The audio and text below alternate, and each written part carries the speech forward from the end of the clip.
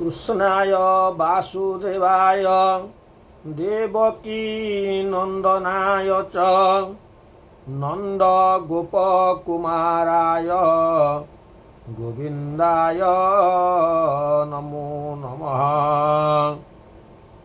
श्रोता बंधु, द्वापर जुगरे मथुरापुरी रे कंस राजांकर बंदी घर रे वसुदेव देवकींकर पुत्र बोलाई जन्मलाभ करी रात्रि अर्धरे एक भयानक परिस्थिति मध्यरे असंभव को संभव करी भरा जमुना नदीर जलराशि को पार हुई गोपरे पहुंची सेही दिन प्रभात रे राजा नंद, राणी जशोमती एवं समस्त गोपपुरवासींकर कुमार बोलाइथिबा से गोविंदଙ୍କ अभय पदार बिंदरे शतकोटि प्रणाम जणाई आपण मानक स्वागत करुछि।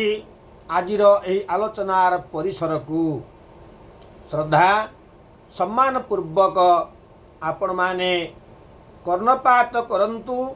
एही श्रीमद् भागवत महापुराणर एक सुंदर अध्याय आजिर आलोचनार विषय वस्तु आम रखीचे श्रीमद् भागवत महापुराण भाग्य परिवर्तनर परिचायक। किपरि आम आलोचना माध्यम उपनीत हेबा एहा प्रकृत रे सत्य या पछरे कि प्रकार व्यवस्था रही आमे माने निश्चित भाव टिके दृष्टिपात करिबा।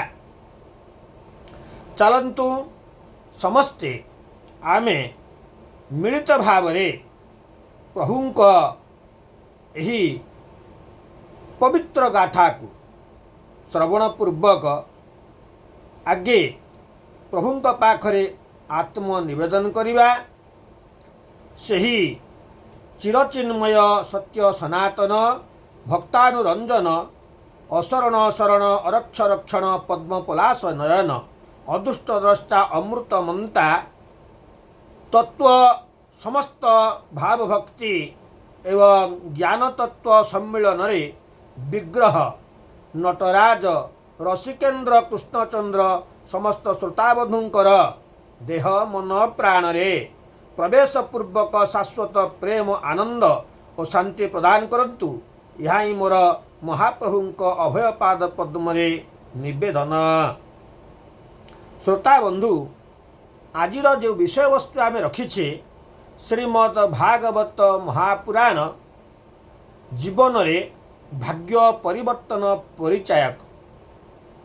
जदि यही प्रकार आम चिंता करिबा ते भागवत सहित जीवनर संपर्क किपरि आकु आमे आगे आलोचना मध्य को आनिबा। भगवत इमे भागवत भागवत इमे भगवत ई प्रकार एक उक्ति देछंती सही कृष्ण द्वैपायन व्यासदेव जे कि संस्कृत भागवतर स्रष्टा। से व्यास कहिले भगवत इमे भागवत आ भागवत इमे भगवत अर्थ ये भागवत एक पुस्तिका नुहे। ये भागवत किछि वर्णर सम्मिश्रण रे किछि शब्द पदर सम्मिश्रण रे एक काव्य नुहे कि विभिन्न पद्यावलीर समष्टि रे एक पुस्तिका नुहे बंधु। स्वयं भगवत ही भागवत आउ भागवत रे जहा अछि ताही भगवत। भगवत अर्थ भगवान। सेथि पाई तो श्रीमद् भागवत पुस्तिका आमे माने भागवत गोसाई बोली भागवत जन्मदिन रे एई भागवत पूर्णमी भाद्र पूर्णमी रे आमे से पुस्तिका को पूजा करंती। और ये पुस्तिका पूजा करिबा पाई स्वतंत्र अंगन्यास करन्यास पूर्वक पुस्तिकाटी को एक शरीर बा विग्रह भाव रे आमे पूजा करती। प्रभु परम ब्रह्म अनादि पुरुष आदि रूप जुगे जुगे समय अनुसार जन्मग्रहण करिछंती बा अवतार नहीं आमे समस्ते जानती। प्रभुंकर 32 अवतार मध्यरु 10टी अवतार विषय समस्त को ज्ञात अच्छी। आ सत्य जुगरे प्रभु 4 अवतार नहीं थिले, तृतीया जुगरे 3 अवतार, द्वापर जुगरे 2 अवतार। आम तो बारंबार आलोचना करिछे। तेणु 9 अवतार गला परे जयदेव गोस्वामी लिखिछंती प्रभु 10 अवतार नेबे। आउ एक अवतार नेबे कलिर ए कलि जुग जो चली यार अवसान समय को प्रभु एक अवतार नेबे। तेणु भक्त बंधु ये प्रभु कलि जुगरे अवतार नहीं नाहंती। कलिर अवसान शेष समय को प्रभु कलिकी अवतार नेबे म्लेच्छ संहार करने निमंते।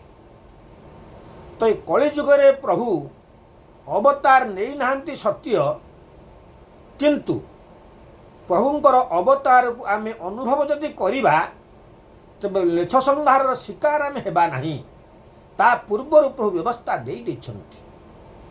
कि प्रकार ना भागवत उपरे प्रभु ये भागवत पुस्तिका रे भगवत स्वरूप रे प्रभु निजे विद्यमान अछंती। एथिपाई कहा जाइछि जे ब्रह्मा को नारायण प्रथमे चतुश्लोकी भागवत शुणाई थिले।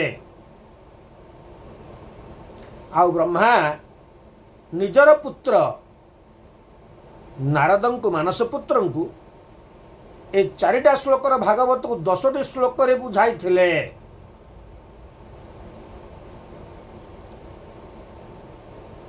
नारायण 4टी श्लोक रे ब्रह्मा को बुझाई थिले, किंतु ब्रह्मा 10टी श्लोक रे आज नारद को बुझाई थिले। आउ से नारद महर्षि को परामर्श देइथिले, हे नारद ये कलिकार मनुष्यर मानसिक स्थिति को परिवर्तन करबा पई, तार विचार व्यवस्था को परिवर्तन करबा पई तुम्हें 10टी श्लोकर भागवत को व्यासंक संपर्क रे आसी यह तुम्हें बृहत आकार व्यवस्था कर। तेणु आज भगवान वेदव्यासंक पाखरे नारद पहुंची ताकू 100टी श्लोक रे व्याख्या करथिले। आउ वेदव्यास जहाँ को आम कृष्ण द्वैपायन व्यासदेव बोली कहूचे, से 100टी श्लोक को तन्न तन्न करी बुझी सारा परे ए कलिहत मानवर मानसिकता किभली रहिबो ताहा तांकु जଣା थिला।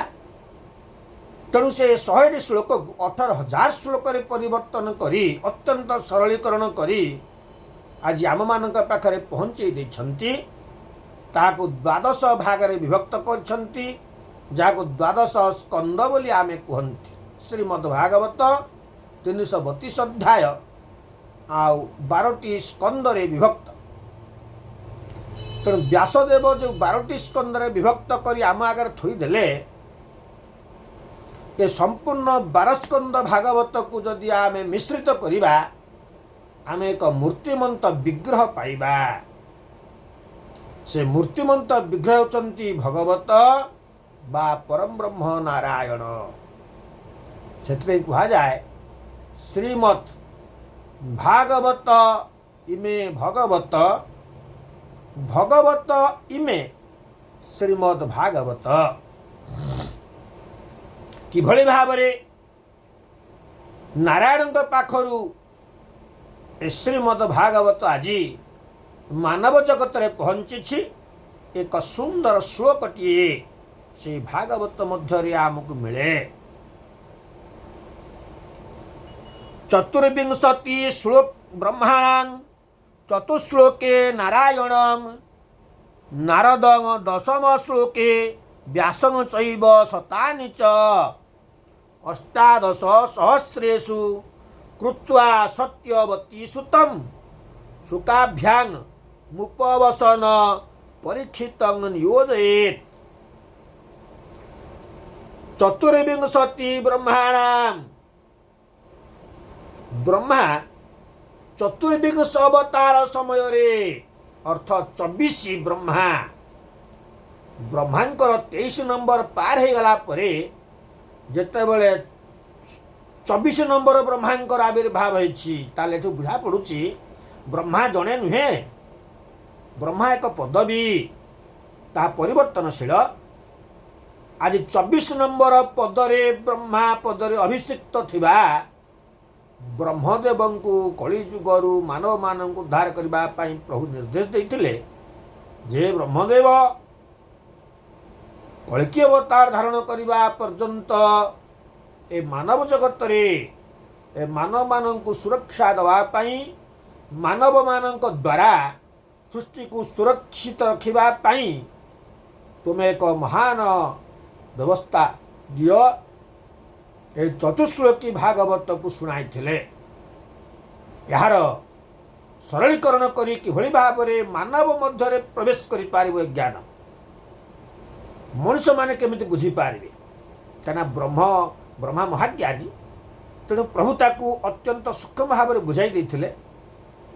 आ ब्रह्मा आउ टिके सरलकरण करी नारद को बुझाई देथिले। नारद ताकू 100 श्लोक परिवर्तन करी एठी सत्यवती सुतंग बोलिकी कहिसंती। चतुश्लोकी सत्यवती सुत अर्थ पराशरंकर पत्नी सत्यवती अप्रौढ़ावस्थारे जो व्यास को जन्म देथिले से व्यासंक अपर ना गोटे सत्यवती सुत कारण सत्यवती पुओ सी। तेणु आज 18,000 श्लोक जिते बड़े व्यास रचना कर सारे किंतु व्यास आपको परीक्षा करि पारि नाहंती प्रामाणिक भाव रे जे प्रकृत रे भागवत भाग्य परिवर्तन परिचायक ना नहीं ताको परीक्षा करी आज प्रमाणित करिसंती से व्यासंकर पुओ शुक कहा सहित ना राजा परीक्षितंक द्वारा यह परीक्षा करागला। आज राजा परीक्षित श्रृंगी मुनिंकर अभिशाप रे तक्षक नाग द्वारा दंशन रे मृत्यु भोग करिवे या स्थिर किंतु ये जो अपमृत्यु किभली भाव में उद्धार हेबे एथिपाई बहुत चिंता करथिले। सेतेबेले शुक मुनि को आमंत्रण करा जायथिला। शुक मुनि पितांक रचित श्रीमद् भागवत ग्रंथटी को आनी 7 दिन मध्य 18,000 श्लोक को तन्न तन्न करी पढ़ा सहित बुझेवा सहित जे जीवनर उद्देश्य को आज परीक्षित को बुझाई दे जीवनर मोहता दूरीभूत कर देथिले।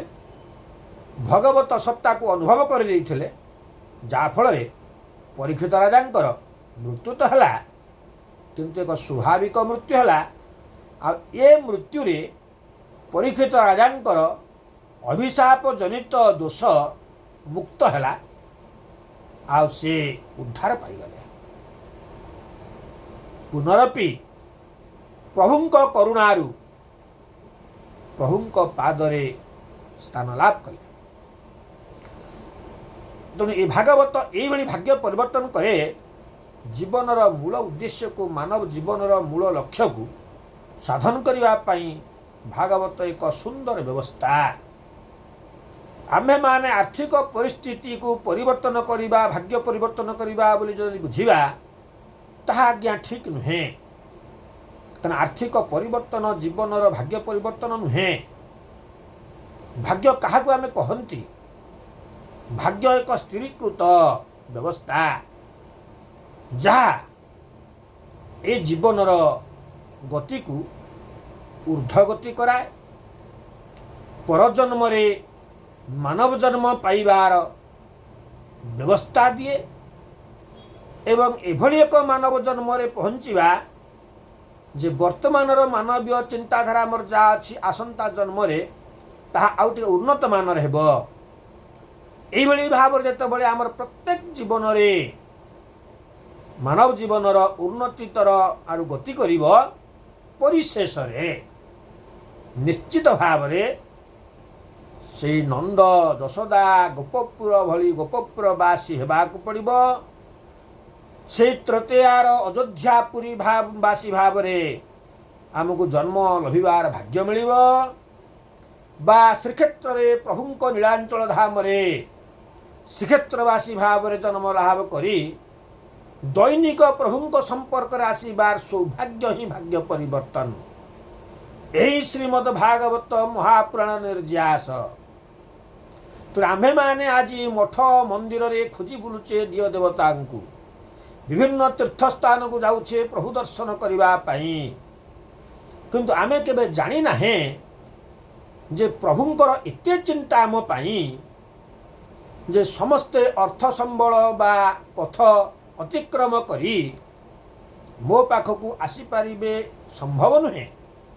तेणु मु प्रभु चिंता करछंती मु समस्त पाखरे किभଳି पहुँची जीवी सेतिपाई तो से व्यासंक मन रे उत्कंठा जाग्रत करी श्रीमद् भागवत रचना करने प्रभु निजे सहायक होइछंती निजे व्यासंक रूप धारण करिछंती। सेतिरे कहा जाय व्यासाय विष्णु रूपाय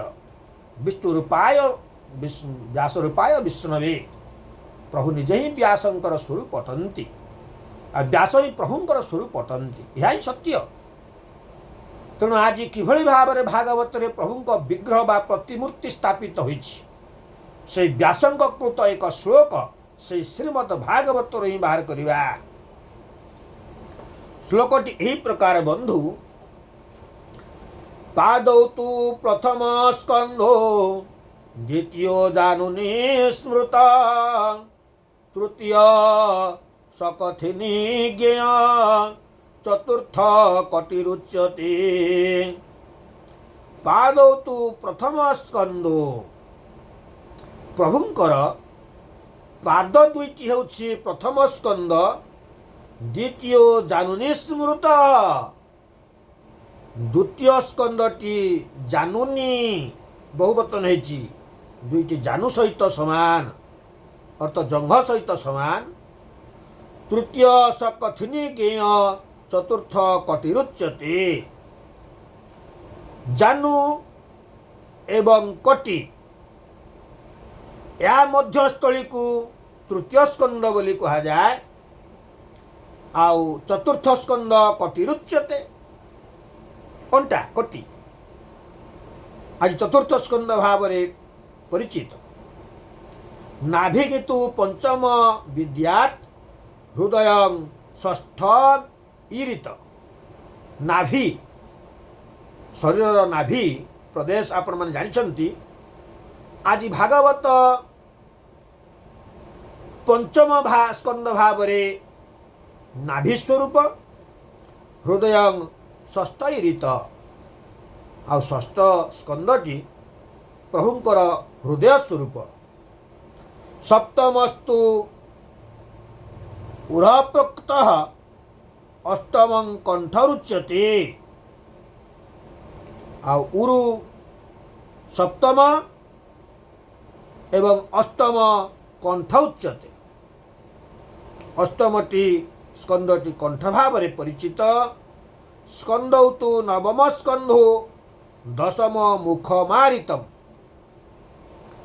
नवम स्कंध हेउछि स्कंध आउ दशम स्कंध हेउछि प्रभुंकर मुखमंडल। सेथिपाई दशम स्कंदर गोपलीला अत्यंत माधुर्यपूर्ण एवं एक विशाल स्कंद। समस्त द्वादश स्कंद भितरे दशम स्कंदटी अधिक संख्यक व्यवस्था कहीं कर्णाक्षी नासिका युक्त सर्वार्थ परिपूरितम। ए दशम स्कंदर यदि मुख हुए मुखरे कर्ण नासिका आउ आखि आज तीनोटी इंद्रिय कर्ण श्रवणेन्द्रिय चक्षु दर्शनेन्द्रिय नासिका घ्राणेन्द्रिय। आम चिंता करवा ए दशम स्कंदटी कहीं व्यवस्था रहा श्रवण को नासिका को दर्शन इंद्रिय को मुखमंडल रे विराजमान करा जाइछि। आउ ए तीनोटी इंद्रिय मनुष्यर मानसिकता को विभ्राट करिबारे धुरंधर। ए कर्ण सदा सर्वदा खोजी बुलु थाए केउठारु कि प्रकार कथा स्वर भाष्य आसुछि। एक कर्ण विव्रत थाए। नासिका विभिन्न घ्राण शक्ति को उज्जीवित करी भल मंद बाछिबारे सदा सर्वदा जाग्रत। आ आखि एभली भावरे तार दौरात्म्य जीवन रे मनीष जदि कौन सी वस्तु प्रति आकर्षित हुए से आखि ही दायी। तेणु प्रभु दशम स्कंद रे मुखमंडल मध्य ये तीनोटी व्यवस्था को नहीं किभली भाव में तीनोटी इंद्रिय को संयम करी हेब विभिन्न लीला माध्यम रे प्रभु दशम स्कंद रे पर्याप्त भाव में व्यास वर्णना कर गोपलीलाटी एक सुंदर व्यवस्था। एकादश स्तु उत्तमांग द्वादशो ब्रह्मरिंद्रिय। ए दशम इंद्रिय रे जेतेबेले शरीर परिप्रकाश पाई गला एकादश रे ए अंग किभली उत्तम अंग रे परिणत करिबा पादरु शीर्ष पर्यंत दशम स्कंद रे प्रभुंकर संपूर्ण शरीर आमे पाईगले। से उत्तम दिव्य शरीर प्रति किभली आमे आकृष्ट हवा तार ज्ञान तार व्यवस्था पाइबा एकादश अध्याय। आतेबले से दिव्य शरीर दिव्य आत्मा दिव्य विचार दिव्य रूप सहित आमे संपर्कित हो जिबा द्वादशो ब्रह्मरिंद्रियकम। द्वादश स्कंदटी तत्व सम्मिलित बा ब्रह्म दर्शन करिबार जो रंध्र आवश्यकता छिद्र आवश्यकता थाए ता आपण मान को मिल जिव। तेणु आज संपूर्ण श्रीमद् भागवत प्रभुंकर एक शरीर सदृश। तेणु प्रभु अवतार नहीं नांती कोठी अवतार तो नहीं छंती ए श्रीमद् भागवत रूप रे कहीं ना प्रभु जानी छंती ये कली जुग रे समस्त मन रे अहंकार राजुति करिवो। सेदिन मात्र केते जन अहंकारींकर अहंकारर गर्वर अभिमानर जनजगतर शिकार होते। तेणु प्रभु स्वरूप नहीं अवतार नहीं तांकु निधन करने सक्षम थिले किंतु कली जुगरे कलीर प्रादुर्भाव पाई सत्यर मौनता पाई